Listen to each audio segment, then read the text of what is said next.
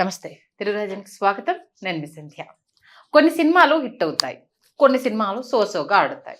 కొన్ని సినిమాలు ఎందుకు నిరాశపరుస్తాయో తెలీదు. కానీ ఈ మూడింటిలో కూడా ఒక్కొక్కసారి మనిషి మనసును హత్తుకుంటాయి. తమ ఆలోచనల దాకా వెళ్తాయి. దాని ద్వారా కొన్ని చేంజ్ ఓవర్స్ కూడా జరుగుతూ ఉంటాయి. ఆ కోవలోకే రాబోతుంది నేను చెప్పబోయే సినిమా. తల్లిదండ్రుల ప్రేమ అది మనకు నచ్చినప్పుడు అతిగా అనిపిస్తూ ఉంటుంది. ఒక అమ్మాయికి దొరికే స్వేచ్ఛను చూసినప్పుడు నేను ఇలా ఉండలేకపోతున్నాను అన్న ఆలోచన వచ్చినప్పుడు, అంటే ఆ తల్లిదండ్రులకు ఆ బాధ తెలిసినప్పుడు, ఈ ప్రేమ దాంట్లో జొప్పించినప్పుడు ఎలా ఉంటుంది అన్నదానికి నిదర్శనము 'బొమ్మరిల్లు'. ఏ రేంజ్ హిట్ అయిందో మనందరికీ తెలిసిందే. 2006లో రిలీజ్ అయ్యి ఎంతటి బ్లాక్ బస్టర్ హిట్‌గా నిలిచింది. ఆ డైరెక్టర్ బొమ్మరిల్లు భాస్కర్‌గా ఎంత పేరు సంపాదించుకున్నారో మనందరికీ తెలిసిందే. 20 ఏళ్లు పూర్తయిన సందర్భంగా బొమ్మరిల్లు సినిమా విశేషాలు మీకు అందించేందుకు చరిత్రకారులు, సినీ రాజకీయ విశ్లేషకులు చిలకడ శ్రీకాంత్ గారు మనతో ఉన్నారు. ఆయన మాటల్లో. శ్రీకాంత్ గారు నమస్తే అండి. నమస్కారం సంధ్య. అసలు బొమ్మరిల్లు అనే సినిమా వచ్చినప్పుడు థియేటర్‌లో నేను థియేటర్‌కి వెళ్ళి చూశాను సినిమా. ఈ కాన్సెప్ట్‌తో కూడా సినిమా తీసి కొట్టొచ్చా? ఇంత అంటే తల్లిదండ్రుల ప్రేమను కావచ్చు, తనలో ఒక దాగి ఉన్న స్వేచ్ఛను కావచ్చు, ఆలోచనలు కావచ్చు, ఒక డిఫరెంట్ వేదికల పైన అతను వ్యక్తపరిచిన విధానాన్ని బొమ్మరిల్లు భాస్కర్ హ్యాండిల్ చేసిన దాన్ని అద్భుతంగా చెప్పొచ్చు నిజంగా. ఏం చెప్తారు సినిమా గురించి?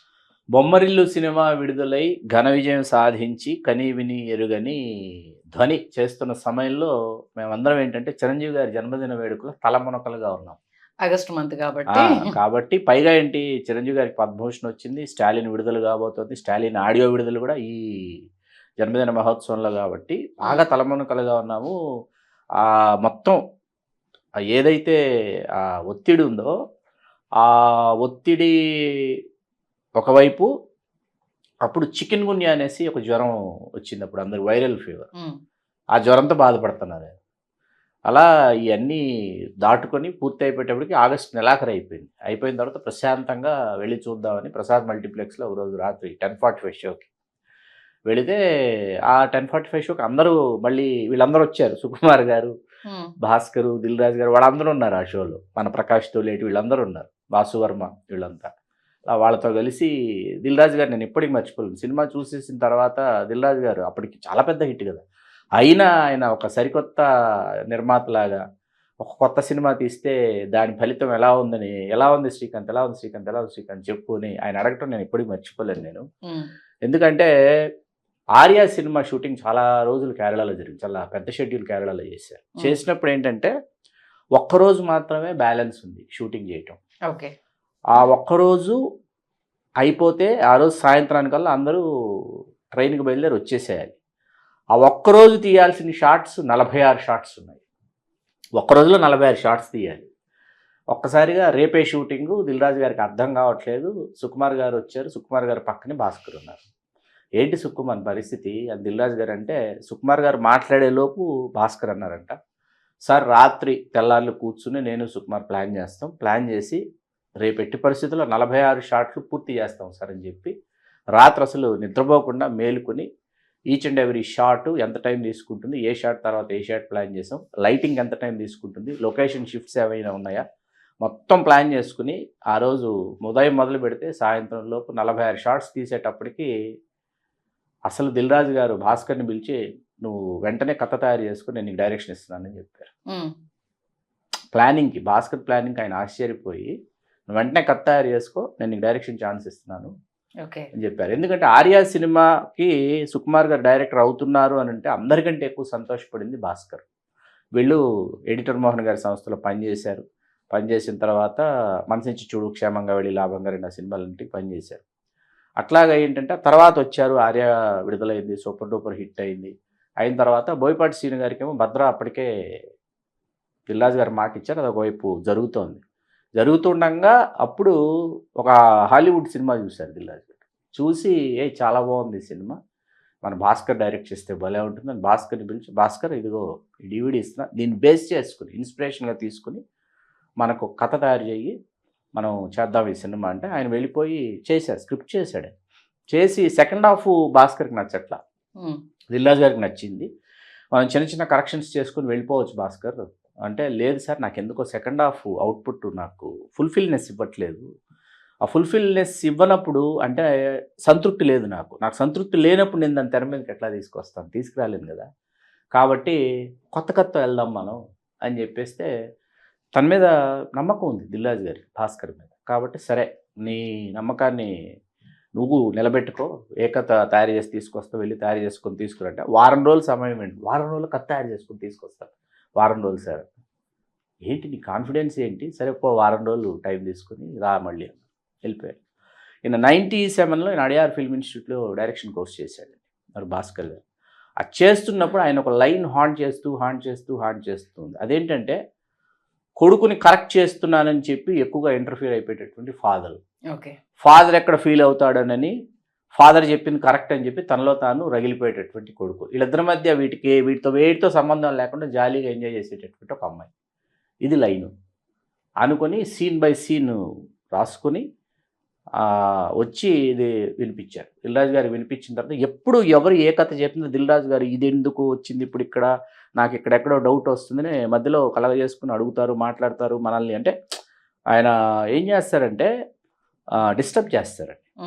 దిల్రాజు గారి స్టైల్ అది. డిస్టర్బ్ చేస్తాడు. ఎందుకు డిస్టర్బ్ చేస్తాడంటే డిస్టర్బ్ చేసినా డిస్టర్బ్ కాకుండా కరెక్ట్గా కాన్ఫిడెంట్గా చెప్తాడో లేదో ఓకే అనేది, ఇతని కథ మీద ఎంత గ్రిప్ ఉందో ఇతను చేసుకున్న కథ మీద అని కన్ఫ్యూజ్ చేస్తారు ఎవరైనా. చాలా పెద్ద ఫిల్మ్ మేకర్స్ చేస్తారు అలాగా. అసలు అలా చేసే దిల్రాజు గారు అసలు ఏమీ మాట్లాడకుండా చాలా నిశ్శబ్దంగా ప్రశాంతంగా విని లేచి హగ్ చేసుకుని మనం ఈ సినిమా చేస్తున్నాం భాస్కర్ గారు. ఓకే. ఇక్కడ భాస్కర్ గారితో పాటు చెప్పుకోవాల్సినటువంటి ఇంకొక ముఖ్యమైన వ్యక్తి గురించి మనం మాట్లాడుకోవాలి. ఆ వ్యక్తి వాసు వర్మ. ఓకే.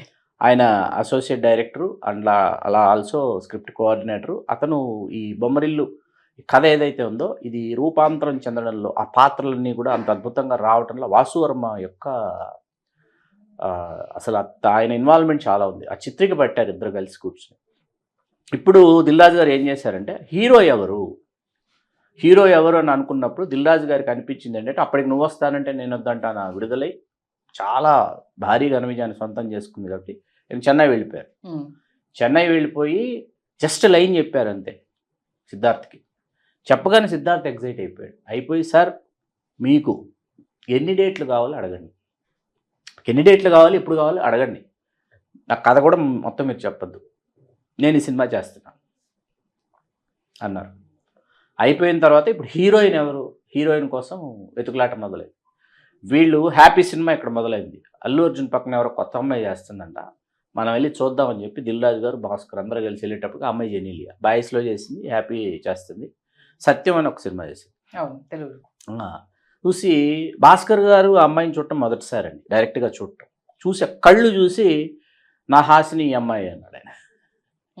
నా హాసిని ఈ అమ్మాయి, నాకు హాసిని కనిపిస్తుంది, నాకు నా హాసిని ఈ అమ్మాయి అనేటప్పటికి అలా జెనీలియా వచ్చిన తర్వాత ఏంటంటే ఎప్పుడైతే తండ్రి పాత్ర చాలా చాలా అంటే చాలా ప్రాధాన్యత కలిగినటువంటి పాత్ర. 2 క్యారెక్టర్స్ మళ్ళీ అటు ప్రకాష్ రాజ్ గారి క్యారెక్టర్, ఇటు కోడా శ్రీనివాసరావు గారి క్యారెక్టర్, 2 ఫాదర్ క్యారెక్టర్స్, రెండు చాలా. ప్రకాష్ రాజ్ గారు ఏంటంటే అసలు కథ మొత్తం కేంద్రం అది ఆయన చుట్టూ తిరుగుతుంది. ఆయన పాత్ర వల్లే మిగతా కథ అంతా కూడా ఆ పాత్ర వల్లే నడుస్తుంది. కాబట్టి ప్రకాష్ రాజ్ గారిని అనుకున్న తర్వాత ఏంటంటే చెన్నై వెళ్ళారు, ఆయనకి చెప్పారు, ఆయన విన్నారు, ఆయన సరేనన్నారు. సిద్ధార్థ్ మాత్రం ప్రకాష్ రాజ్ గారిని రిక్వెస్ట్ చేసుకున్నాడు, సార్ ఇది మామూలు కథ కాదు, మామూలు పాత్రలు కావు మనవి, నిలిచిపోయేటటువంటి కాలానికి నిలబడతాయి, మాట్లాడుకుంటారు. కాబట్టి నేను మిమ్మల్ని నా ఫాదర్గా నేను ఫీల్ అవ్వాలంటే ఒక వారం రోజులు మీ ఇంటికి వచ్చి మీ ఇంట్లో ఉంటాను సార్, నేను ఉండి మీరు ఎలా బిహేవ్ చేస్తారో నేను ఎలా బిహేవ్ చేస్తానో, మీరు ఎట్లా మాట్లాడతారో నేను ఎట్లా రియాక్ట్ అవుతున్నా అన్నీ చూసుకుంటే కానీ ఆన్సెట్స్ అది రాదు అన్నటప్పటికి ఆయన నవ్వేసి దాన్ని స్వాగతించి సిద్ధార్థం తీసుకెళ్ళి వారం రోజులు ఆయన ఇంట్లో పెట్టుకున్నారు, ఆయన ఫ్లాట్లో పెట్టుకున్నారు. అట్లా మీకు దేవిశ్రీ ప్రసాద్ గారు వచ్చిన సంగీత దర్శకుడు ఇందులోకి. తర్వాత మనకి దిల్ మినహాయిస్తే వరుసగా 3 సినిమాలు మనకి దేవిశ్రీ ప్రసాద్ గారే అప్పటికి. తర్వాత మనకు విజయ్ కే చక్రవర్తి గారు సినిమాటోగ్రాఫర్, ఆర్యాకి ఆయన రత్నవేలు గారితో కలిసి చేశారు, దీనికి విజయ్ కే చక్రవర్తి గారు. అట్లా వాళ్ళిద్దరు సాంకేతిక నిపుణులుగా వాళ్ళ యొక్క కృషి చాలా ఉంది సినిమాకు సంబంధించి. ఆ మూడ్ని ఎలివేట్ చేయడంలో సినిమాటోగ్రాఫరు, మ్యూజిక్ డైరెక్టర్ వీళ్ళిద్దరూ బీజిఎమ్స్ కావచ్చు, లేకపోతే సిగ్నేచర్ ఇవి కావచ్చు, మీకు ఏ ఒక్క పాట వీళ్ళు అదనంగా చేశారు, లేకపోతే వీళ్ళు దీనిలోకి తీసుకొచ్చి చొప్పించారు అనిపించేటటువంటి విధంగా ఉండదు. అలా వాళ్ళు ఇందులోకి రావటం, వచ్చిన తర్వాత క్లైమాక్స్ ఒక్కటే బ్యాలెన్స్ అండి. సినిమా షూటింగ్ మొత్తం పూర్తి అయిపోయింది, క్లైమాక్స్ ఒక్కటే బ్యాలెన్స్. సీన్ పేపర్ తీసుకుని రేపు షూటింగ్. ప్రకాష్ రాజ్ గారు నన్ను అంట, రాత్రికి రాత్రి చెన్నై వెళ్తాను ఈరోజు ఫ్లైట్కి, మార్నింగ్ ఫ్లైట్కి వచ్చేస్తాను, ఒంటరిగా వదిలేండి నేను ప్రిపేర్ అవ్వాలని చెప్పేసి ఆయన రిటర్న్ అయిపోయి ఫ్లైట్ ఎక్కి కూర్చుని సీన్ పేపర్ తీసుకుని సీన్ పేపర్ చదివిన తర్వాత ఆయన వెంటనే ఫోన్ చేశారు. చెన్నైలో దిగేశారు, ఫోన్ చేసి దిల్రాజు గారితో ఉన్నారంట, నాకు చెప్పినప్పుడు చాలా ఫీల్ ఉంది క్లైమాక్స్లో, ఇక్కడ చదువుతుంటే నాకు ఆ ఫీల్ కలగటం లేదు, రావటం లేదు, కాబట్టి ఒక్కరోజు షూటింగ్ లేట్ అయినా పర్లా, రేపు వస్తాను నేను, ఒక్కరోజు షూటింగ్ లేట్ అయినా పర్లా, మనం కూర్చొని డిస్కస్ చేసుకుని చేద్దామని. మరుసటి రోజు మార్నింగ్ ఫ్లైట్కి అయినా వచ్చారు. మధ్యాహ్నం 12:30కి డిస్కషన్ స్టార్ట్ అయింది ఫ్లాట్లో. ఇక్కడ మన సంభాషణల రచయిత అబ్బూర్ రవి గారి గురించి మనం ప్రత్యేకించి మాట్లాడుకోవాలి. అబ్బూర్ రవి గారు రాసినటువంటి సంభాషణలు. తర్వాత వీళ్ళు ఏంటంటే మధ్యాహ్నం 12:30కి మొదలైన డిస్కషన్ సిద్ధార్థ్, వాసువర్మ, భాస్కర్ గారు, దిల్రాజు గారు, ప్రకాష్ రాజు గారు, అబ్బూర్ రవి గారు అందరూ కూర్చుని రాత్రి 2ంటికి పూర్తయింది డిస్కషన్. పూర్తయి రేపు మధ్యాహ్నం 12:30కి షూటింగ్ స్టార్ట్ చేద్దాం అని చెప్పేసి నిర్ణయించుకొని రామానాయుడు సినీ విలేజ్ హౌస్ సెట్లో వెళ్ళిన తర్వాత ఏంటంటే సిద్ధార్థ్ వచ్చి ప్రిపేర్ అయిపోయి ఉన్నాడు, భోజనం కూడా చేయలేదండి. లంచ్ బ్రేక్ 1:30కి అలా అయిపోతుంది, 1:30కి లంచ్ బ్రేక్ అయిన తర్వాత షూటింగ్ పెట్టుకోండి అని చెప్పి రిహార్సల్స్ చేసుకుని 2:30కి స్టార్ట్ అయింది షూటింగ్. అయిన తర్వాత 4:30 నిమిషాల సీన్ అండి, అది మనకి చాలా హెవీ సీన్ లాగా కనిపిస్తుంది. 4.5 minutes సీన్. అది సీను తీస్తున్నాడు భాస్కరు, సిద్ధార్థ్ యాక్ట్ చేస్తున్నాడు.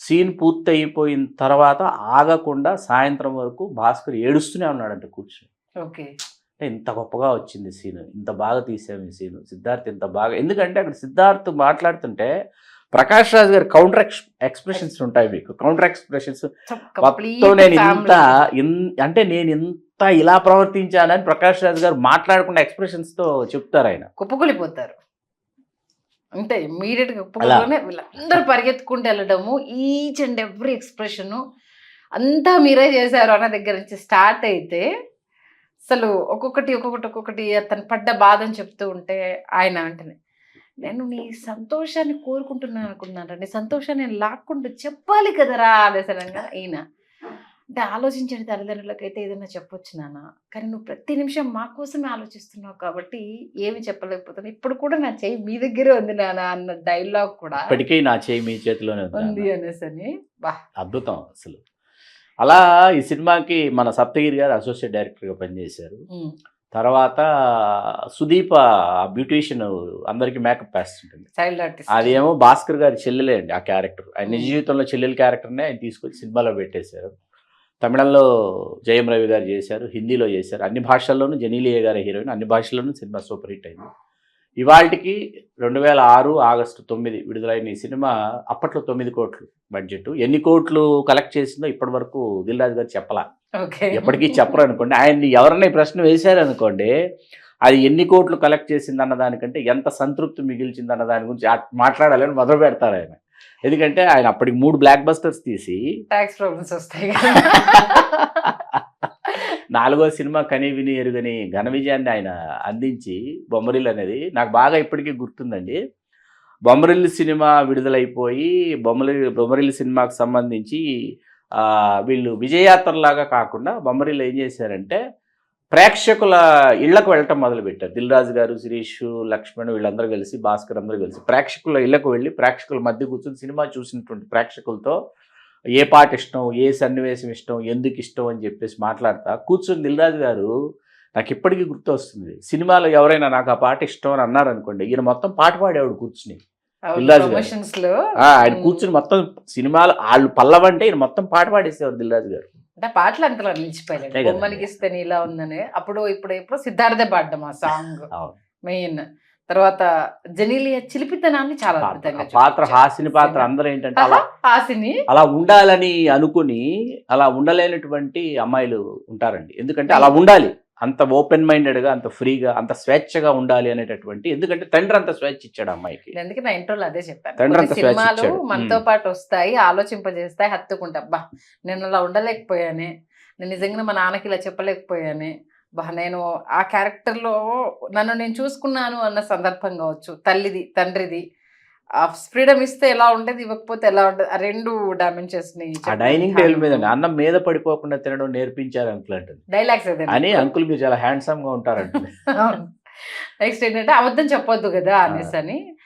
అప్పుడు అంటే తను సిద్ధు క్యారెక్టర్స్ చేంజ్ అవుతుందంటే, సిద్ధు అప్పుడు నేను మాట్లాడితే వినేవాడు, ఇప్పుడు నన్ను మాట్లాడొద్దు అని అంటున్నాడు. ఆ చెప్పే అప్పుడు నేను మాట్లాడితే నచ్చేది సిద్ధుకి, ఇష్టపడేవాడు నేను మాట్లాడడాన్ని, అలాంటిది ఇప్పుడు మాట్లాడితే మాట్లాడొద్దని నన్ను గదమాయిస్తున్నాడు. అంటే నువ్వు ఎలా ఉండాలనుకుంటున్నావో అదే నువ్వు.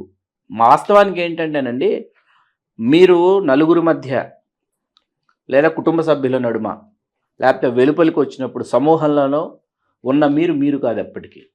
మీరు ఏకాంతంగా ఒంటరిగా ఉన్నప్పుడు ఏదైతే మీరో అదే మీరు, అదే నిజం అనమాట. అదే అమ్మాయి అనమాట. ఆ అమ్మాయి ఏంటి, లోపల ఉన్న 4 గోడల మధ్య ఉన్న ఏకాంతంగా ఉన్న ఒకటే, ఆ అమ్మాయి వెలుపలికి వచ్చినా ఒకటే అనమాట అమ్మాయి. ఆ అమ్మాయికి అటువంటి తారతమ్యాలు కానీ అరమరికలు కానీ లేవు. ఆ అమ్మాయి అంత స్వచ్ఛంగా ఉంది అనేది ఆ పాత్ర, హాసిని పాత్ర అనమాట. అలాంటిది అంత స్వచ్ఛంగా ఉన్నటువంటి ఆ పాత్ర ఏదైతే ఉందో, ఆ పాత్ర నువ్వు అట్లా కాదు ఇట్లా ఉండు, లేకపోతే ఇట్లా చెయ్యొద్దు అనేటప్పటికీ వాళ్ళు చాలా కలవల పడిపోతారు అనమాట. అంటే కట్టడి చేస్తే ఉండలేదు అనేది ఒకటి. డైలాగ్స్ సార్, హాసిని అన్న ఆ డైలాగ్ కావచ్చు, ఆ తర్వాత కప్పు కాఫీ లేకపోతే 4 మాటలు, తర్వాత మనకి సినిమాలు కూడా వచ్చాయి. ఆ టైటిల్స్ సినిమాలు వచ్చాయి. తర్వాత దాని మీద రకరకాల మీమ్స్, అంతా మీరే చేశారు అని అన్నప్పుడు కొట్టేస్తే మిమ్మల్ని అనే డైలాగ్ చేసి each and every character friends గా చేసిన వాళ్ళు 4. తర్వాత ఆ ఫ్యామిలీలో ఈ లవ్ విషయం తెలిసినప్పుడు అంటే అమ్మాయికి చేసుకుంటే రోడ్డు మీదకి వెళ్ళాలా, నీలాగా రోడ్డు మీద నిలబడాలి. కృష్ణన్ గారు కావచ్చు, మన సురేఖవాణి గారు కావచ్చు, అసలు మామూలు పాత్రలు కాదు వాళ్ళు అయితే. అసలు ఒక్క సెల్ ఫోన్ కోసం లైఫ్ ని తాకట్టు పెట్టేవరా నువ్వు అనేసానంటే, వాడు ముద్ద తింటున్న చిన్నపిల్లాడు, అదే నేను పెద్దయ్యాక నీలాగే అయిపోతానంటే, పెద్దయ్యాక ఒపీనియన్ మార్చుకుంటావు లేదా అనేసానంటే, లోపల సిద్ధార్థ పడుతున్న వేదన ఎవ్రీ మూమెంట్ లో తెలియజెప్తూ ఉంటాడు. అది ఎందుకురా ఆడడానికి రమ్మంటాడు, అందరట ఆయన ఆడేస్తాడు అని చెప్పేసి అన్న, మళ్ళీ నాన్నగారు ఆ మాట అంటాడు, నాన్నగారు పిలవగానే మళ్ళీ ఆయనకి ఇచ్చే రెస్పెక్ట్ ఆయనకి ఇచ్చేస్తాడు. అంటే రెండు ఆయన ఎండింగ్ లో దాన్ని అదే కన్వే చేసిన విధానం సార్. అంటే పట్టించుకొని పేరెంట్స్కి అయితే ఏదైనా చెప్పొచ్చు నాన్న, మా ప్రతి విషయంలో నువ్వు పట్టించుకుంటున్నావు కాబట్టి నీకు ఎలా చెప్తాము అనేసి అన్నదాన్ని ఆయన ఈచ్ అండ్ ఎవ్రీ సీన్ లో క్యారీ చేసుకుంటూ రావడం అనేది. తర్వాత సిద్ధార్థ్ హాసిని లాగా మారిపోవడం, అంటే ఇది మర్చిపోయి ఇలా ఉంటున్నావు అన్నది నాకు మళ్ళీ అంతకన్నా ఎండింగ్ లో కోటా శ్రీనివాసరావు గారు చెప్పే డైలాగ్స్. అంటే ఏంటంటే మీ ఇంటికి నా కూతుర్ని తీసుకెళ్ళినప్పుడు చాలా కోపం వచ్చింది, మీరందరూ నా ఇంటి ముందు వచ్చి నిలబడ్డప్పుడు నా పెంపకం మీద నాకు గర్వం వచ్చింది అనేసి అని అంటారు చూడండి. అంటే ఒక ఆడపిల్ల విషయంలో తండ్రి ఎలా ఫీల్ అవ్వాలి అన్న అలా ఫీల్ అవ్వాలి ఏ తండ్రి అయినా అన్నంత గొప్పగా ఉంటుంది. నిజంగా ఫస్ట్ మూవీ అయిన బొమ్మరిల్లు భాస్కర్ గారు ఒక్కొక్క సీన్ ని అంటే ఆ సినిమాను కథను దిల్ రాజు గారు నమ్మడము, అంతే అత్యద్భుతంగా తెరకెక్కించడం, దానికి ప్రాణం పోస్తూ దేవిశ్రీ ప్రసాద్ గారి మ్యూజిక్. కథ పూర్తయిన తర్వాత టైటిల్ అన్వేషణలో ఉన్నారు పాపం. భాస్కర్ గారికి ఏ టైటిల్ తట్టట్లా. ఆఫీస్లో కూర్చుని ఉన్నారంట దిల్ రాజు గారు. వైవిఎస్ చౌదరి గారు భారీ ఇన్విటేషన్ పంపించారు దేవదాస్ సినిమా. ఇన్విటేషన్ చూడగానే బొమ్మరిల్లు వారి దేవదాసు అని ఉంటుంది కదా, విజిలేసి ఆ భాస్కర్ కి ఫోన్ చేసి మన సినిమాకి టైటిల్ దొరికింది బొమ్మరిల్లు అన్నాడట. ఆ ఇన్విటేషన్ మీద బొమ్మరిల్లు ఉందంటే, సార్ జస్టిఫికేషన్ ఎలా టైటిల్ భలే ఉందంటే, ఏముంది చిన్నపిల్లలు వాళ్ళు ఆడుకుంటూ బొమ్మరిల్లు కట్టుకుని ఎవరికి ఇష్టం వచ్చినట్టు వాళ్ళు కట్టుకునేది బొమ్మరిల్లు, ఎవరికి ఇష్టం వచ్చినట్టు ఉండటం వాళ్ళ ఇష్టం కదా, అదే కదా మనం ఇక్కడ చెప్పాలనుకుంటున్నది అని చెప్పి ఆ జస్టిఫికేషన్. ఏడిది నాగేశ్వరరావు గారికి నాకు బాగా గుర్తుంది, ఏడిది నాగేశ్వరరావు గారికి విపరీతంగా నచ్చింది సినిమా అండి. ఆయన ఇప్పుడు నేను తీస్తే ఇలాంటి సినిమా తీస్తా అన్నారు ఏడిది నాగేశ్వరరావు గారు. అట్లాగే మురారి గారికి, మన యువచిత్ర మురారి గారు, పూర్ణోదయ మూవీ క్రియేషన్స్ అధినేత ఏడిది నాగేశ్వరరావు గారికి, యువచిత్ర కె మురారి గారికి, వాళ్ళ ఇరువురికి ఏంటంటే మేము ఇప్పుడు తీస్తే ఇలాంటి సినిమా తీస్తామని చెప్పారు. అంతకంటే గౌరవం ఇంకేం కావాలి దిల్ రాజు గారికైనా భాస్కర్కైనా. ఒకటి భాస్కర్ గారి అదృష్టము, ఫస్ట్ సినిమా హిట్ పడ్డము, తర్వాత కెరీర్ ని ఆరెంజ్ లో కంటిన్యూ చేయలేదు. పరుగు మంచి సినిమా అండి, ఆరెంజ్ చాలా మంచి సినిమా, మగధీర్ తర్వాత వచ్చి ఉండకూడదు. అది ఎక్కలేదు. మగధీరకు ముందు అది ఇప్పుడు రావాల్సిన సినిమా సార్. యాక్చువల్ గా అయితే టూ ఎర్లీగా వచ్చింది. ఇక్కడ మీకేంటంటే మగధీర విడుదలైపోయిన తర్వాత అప్పటి నుంచి ఆరెంజ్ ప్రారంభమై మధ్యలో ఎప్పుడు ఆయన షెడ్యూల్ తర్వాత షెడ్యూల్ హైదరాబాద్ వస్తున్నప్పుడు ఆస్ట్రేలియాలో ఎక్కువ కాలం షూటింగ్ జరిగింది. ప్రతిసారి ఏదో ఒక సినిమా చూడటానికి ఆయనకి రాత్రి 10:45 షోకి టైం దొరికేది. నేను 10:45కి నేను వెళ్ళేవాడిని ప్రసాద్ మల్టీప్లెక్స్కి. ఆ టైంలో ఇద్దరం ఎదురుపడేవాళ్ళం, నేను భాస్కర్. ఎదురుపడిన తర్వాత నేను ఆయన్ని కొంచెం హెచ్చరించేవాడిని, సార్ మగధీర తర్వాత సినిమా అంటే ఏం లేదు, మనం అసలు మీకు తెలియదు అసలు హీరో పాత్ర ఎలా ఉందో. నేను ఆడియో వేడుకల్లో కూడా నా పార్టిసిపేషన్ ఉంటుంది ఆరెంజ్ సమయంలో అనమాట.